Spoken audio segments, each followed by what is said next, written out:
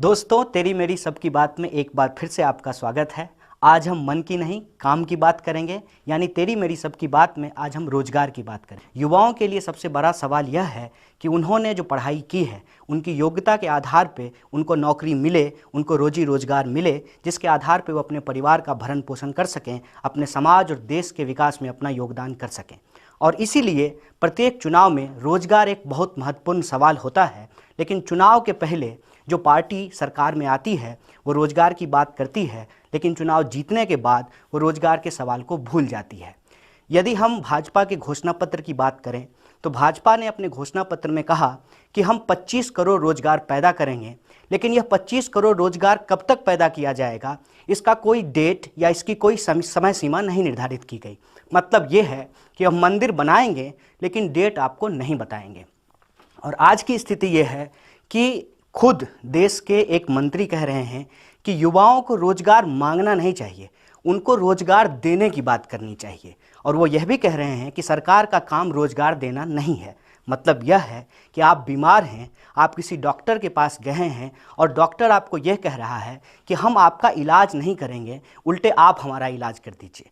अगर इस देश के अंदर सरकार का काम पैदा करना नहीं है, रोजगार पैदा करना नहीं है, तो क्या इस देश के प्रधानमंत्री का काम फैंसी ड्रेस कंपटीशन में घूमने का है कि अलग अलग देश में जाएं, अलग अलग राज्य में जाएं और वो फैंसी ड्रेस पहन करके अपनी भाषणबाजी करें, अपनी जुमलेबाजी करें? लेकिन जो उन्होंने कहा है, जो वादा उन्होंने जनता से किया है, क्या उसके ऊपर युवाओं का काम नहीं है कि वो उन पर सवाल खड़ा करें? और मैं समझता हूँ कि इस देश के युवा अपने काम को लेकर के, अपने आत्मसम्मान को लेकर के सवाल खड़ा कर रहे हैं। और शायद यही वजह है कि काम के बात को झुठलाने के लिए आज मंदिर, मस्जिद और पाकिस्तान की बात की जा रही है। मैं आपके सामने वह बात याद दिलाना चाहता हूं जिसमें प्रधानमंत्री ने स्वयं कहा था कि हम प्रत्येक वर्ष 1 करोड़ रोजगार पैदा करेंगे। लेकिन स्थिति यह है कि प्रत्येक वर्ष 1,35,000 रोजगार भी पैदा नहीं किया गया है। लेबर ब्यूरो के अनुसार जुलाई से लेकर के अक्टूबर के बीच में इस देश की बेरोजगारी दुगनी हुई है। वह 3% से बढ़ करके लगभग 6% हो गया है। हमारे यहाँ एक बात और भी कही जाती है कि भूखे भजन न होए गोपाला। तो पेट भरने के लिए हम कुछ ना कुछ काम जरूर करते हैं, लेकिन लेबर ब्यूरो उन लोगों को जो अपनी योग्यता के आधार पे कमतर कामों को करते हैं उसको बेरोजगार के रूप में शामिल नहीं करती है। यदि उसको छोड़ भी दिया जाए तो भी भारत में बेरोजगारी लगातार बढ़ी है। और बेरोजगारी को दूर करने के लिए जो बड़ी बड़ी योजनाएं सरकार के द्वारा लागू की गई है उसकी स्थिति ये है कि उस पर खर्च तो बहुत हुआ है, लेकिन उससे रोजगार पैदा नहीं हुआ है। यदि हम इस बात का मूल्यांकन करें और सरकार की एक योजना को उठा करके देखें, सरकार ने एक योजना की शुरुआत की जिसका नाम था स्किल इंडिया। हालांकि उस स्किल इंडिया में एस साइलेंट है और उसको पढ़ना चाहिए किल इंडिया। स्किल इंडिया के अंतर्गत 12,000 करोड़ रुपया खर्च किया गया और उससे मात्र 17% लोगों को रोजगार मिला। मतलब 100 लोगों को स्किल बनाने की ट्रेनिंग दी गई, उसमें से मात्र 17 लोगों को रोजगार मिला। ऐसा क्यों हुआ है? ऐसा इसलिए हुआ है कि बाहर में जहां आप पढ़ाई करते हैं, किसी विद्यालय में, किसी विश्वविद्यालय में, और जब आप काम के लिए बाहर निकलते हैं तो बाहर रोजगार है ही नहीं। भारत के अंदर यदि मैं इंजीनियरिंग की बात करूं तो प्रत्येक वर्ष लगभग 5 लाख से ज़्यादा इंजीनियर तैयार होते हैं, लेकिन बाहर में रोजगार की स्थिति ये है कि प्रत्येक वर्ष 1.5 लाख रोजगार भी पैदा नहीं होता है। मतलब ये है कि इस देश के जो इंजीनियर हैं उनको जब नौकरी नहीं मिल रही है तो इस देश के अंदर जो नॉन स्किल्ड लोग हैं, जो नॉन टेक्निकल लोग हैं, उनको नौकरियां कहां से मिलेगी? और उस बात को ही आधार बना करके प्रधानमंत्री जी ने कहा कि हम भारत को डिजिटल करेंगे। मेक इन इंडिया कुल मिला करके यह है कि हम मेक इन इंडिया का नारा लगाएंगे, 12,000 करोड़ रुपया उसके ऊपर खर्च करेंगे। जब भारत में काम देने की बात होगी तो हम भारत में काम किसी भारतीय कंपनी को नहीं देंगे, बल्कि हम वह काम चाइना को दे देंगे। इसका 2 एग्जाम्पल मैं आपको देना चाहता हूं कि अभी सरदार वल्लभ भाई पटेल के नाम पे एक यूनिटी ऑफ स्टैच्यू को बनाने की कोशिश कर रही है सरकार। वह काम लगातार हो रहा है और सार्वजनिक क्षेत्र की कंपनियों ने उसके लिए अनुदान दिया है, उसके लिए चंदा दिया है। ये बहुत अच्छी बात है कि सरदार पटेल की मूर्ति बनाई जा रही है, लेकिन उस मूर्ति को बनाने के लिए किसी भारतीय कंपनी को टेंडर नहीं दिया गया है। उस कंपनी को बनाने के लिए एक चाइनीज कंपनी को टेंडर दिया गया है। और भारत के कोई भी मूर्तिकार सरकार के नज़र में योग्य नहीं है और मेक इन इंडिया के तहत कोई इंडियन इतना योग्य नहीं है जो सरदार पटेल की मूर्ति बना सके। इसके साथ साथ नागपुर में अभी एक मेट्रो की शुरुआत की गई है। उस मेट्रो को बनाने का काम भी भारत को नहीं दिया गया है, भारत की किसी कंपनी को नहीं दिया गया है, वो चाइनीज कंपनी को दिया गया है। जब डिमोनेटाइजेशन किया गया तो सरकार ने कहा कि इसका उद्देश्य ये है कि हम डिजिटल करेंसी की शुरुआत करना चाहते हैं, और डिजिटल करेंसी के नाम पे पीएम ने पेटीएम का प्रचार किया। सवाल यह है कि पेटीएम में भी 40% शेयर जो है वो चाइना की कंपनी का है। स्थिति यह है कि make in India made in India से अलग है।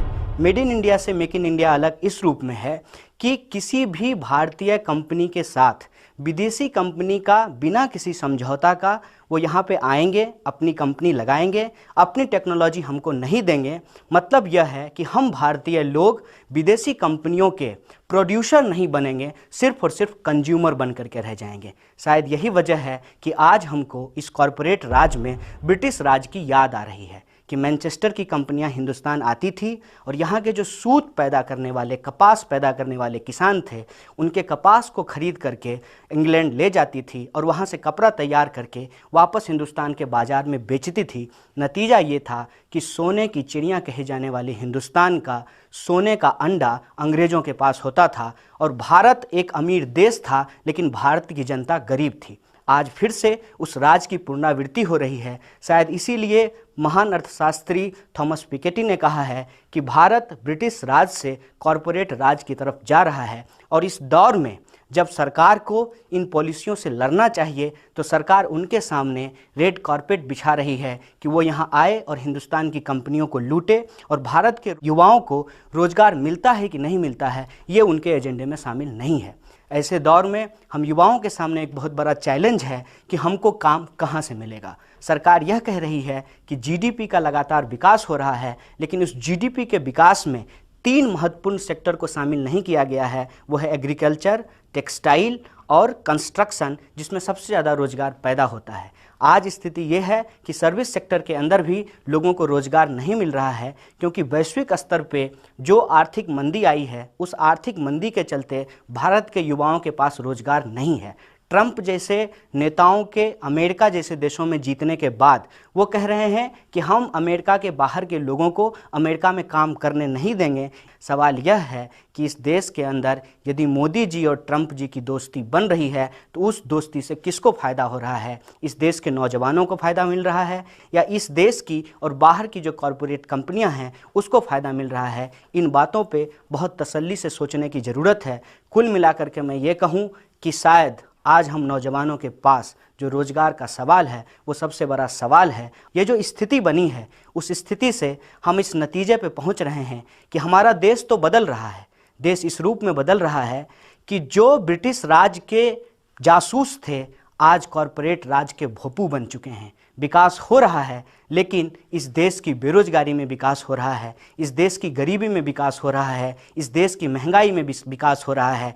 ऐसे दौर में आज के विकास को यदि हम कहें तो यह जॉबलेस ग्रोथ नहीं है, ये जॉब लॉस ग्रोथ है। इसकी स्थिति ये है कि जो बड़ी बड़ी कंपनियां हैं, चाहे वो महिंद्रा हों, इन्फोसिस हों, इन तमाम कंपनियों में लगातार स्किल्ड जो उनके काम करने वाले लोग हैं उनकी छटनी की जा रही है, और यह छटनी का दौर यदि चलता रहा बेरोजगारी एक महामारी के रूप में तब्दील हो जाएगी। और जब कोई देश का युवा किसी महामारी से जूझता है वह देश कभी भी विकसित देश नहीं बन पाता है। यदि हम इस देश को विकसित रास्ते पे आगे बढ़ाना चाहते हैं, एक शक्तिशाली देश का निर्माण करना चाहते हैं, हमें युवाओं के भविष्य का भी निर्माण करना पड़ेगा। और युवाओं के भविष्य के निर्माण से सरकार अपनी जिम्मेदारी के कंधे को नहीं झटक सकती है, क्योंकि लोग वोट देते हैं उनको काम के लिए, रोजगार के लिए, स्वास्थ्य के लिए, शिक्षा के लिए। यदि वो काम पे काम नहीं करेंगे तो वो किस पे काम करेंगे? प्रधानमंत्री का काम इस देश के युवाओं की जो समस्या है उसको हल करना है, और इस देश के युवाओं की सबसे बड़ी समस्या ये है कि पढ़ने लिखने के बावजूद, स्किल होने के बावजूद उनके पास रोजगार नहीं है। इस देश के युवाओं को हर हाल में बचाना होगा, और मंदिर मस्जिद पाकिस्तान की जगह हमको काम की बात को तवज्जो देनी होगी।